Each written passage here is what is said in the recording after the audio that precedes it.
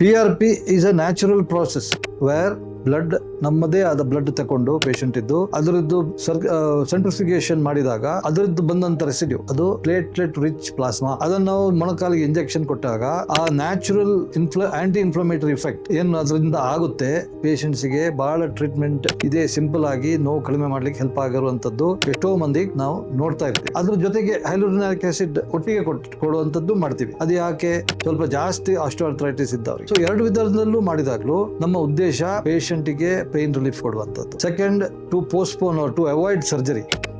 ಈಗಿನ ಕಾಲದಲ್ಲಿ knee replacement is become very common. But ಎಲ್ರಿಗೂ ಅದು ಟ್ರೀಟ್ಮೆಂಟ್ ಸಾಧ್ಯ ಆಗದಿರುವಂತ ಕಂಡೀಷನ್ ನಾವು ನೋಡಿದೀವಿ. ಮನೆಯಲ್ಲಿ ಪರಿಸ್ಥಿತಿ ಹಾಗಿರುತ್ತೆ, ಅವರನ್ನು ನೋಡ್ಕೊಳ್ಳೋರು ಇರಲ್ಲ. ಆಪರೇಷನ್ ಅಂದ್ರೆ ಒಂದೆರಡು ದಿವಸದ್ದು ಪ್ರೋಟೋಕಾಲ್ ಅಲ್ಲ, 1-2 ತಿಂಗಳು 3 ತಿಂಗಳು ರಿಕವರಿಗೆ ಬೇಕಾಗುತ್ತೆ. ಈ ಕಂಡೀಷನ್ಸ್ ಅಲ್ಲಿ ಈ PRP, ಈ ಹೈಲುರೋನಿಕ್ ಆಸಿಡ್ ಇಂಜೆಕ್ಷನ್ ಬಹಳ ಮಂದಿಗೆ ಹೆಲ್ಪ್ ಆಗಿರುವಂತದ್ದು ನೋಡಿರೋದ್ರಿಂದ ಈ ನನ್ನ ವಿಡಿಯೋ ನಾನು ನಿಮ್ಗೋಸ್ಕರ ಮಾಡ್ತಾ ಇದ್ದೀನಿ.